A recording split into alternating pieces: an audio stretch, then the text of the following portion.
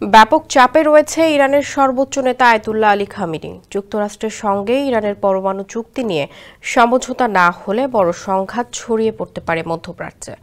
এই ইস্যু যখন শান্তিপূর্ণভাবে সমাধানে ব্যস্ত ইরান, ঠিক তখন তেহরানের ওপর চটেছে পাকিস্তান। মুসলিম বিশ্বে একমাত্র পাকিস্তানের হাতেই রয়েছে পরমাণু অস্ত্র, কিন্তু সেই দেশটি এবার ইরানকে চাপ দিচ্ছে। সম্প্রতি ইরানের দক্ষিণ পূর্বাঞ্চলে পাকিস্তানের ৮ জন নাগরিক হত্যাকাণ্ডের শিকার হন।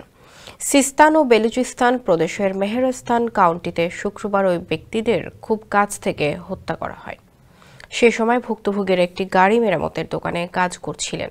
এ নিয়েই ইরানি কর্তৃপক্ষকে জেরার মুখে ফেলেছে পাকিস্তান।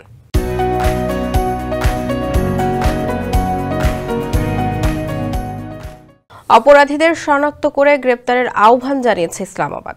পাকিস্তানের পররাষ্ট্র মন্ত্রণালয় সোমবার এক বিবৃতিতে জানায়, ইরান তাদের নাগরিকদের অমানবিক ও কাপুরুষোচিত হত্যাকাণ্ডের তীব্র নিন্দা জানাচ্ছে ইসলামাবাদ। ওই হত্যাকাণ্ডের পর ঘটনাস্থলে নিরাপত্তা বাহিনী সদস্যদের মোতায়েন করাচ্ছে ইরান। সেখানে নজরদারিও জোরদার করা হয়েছে বলে জানা গেছে।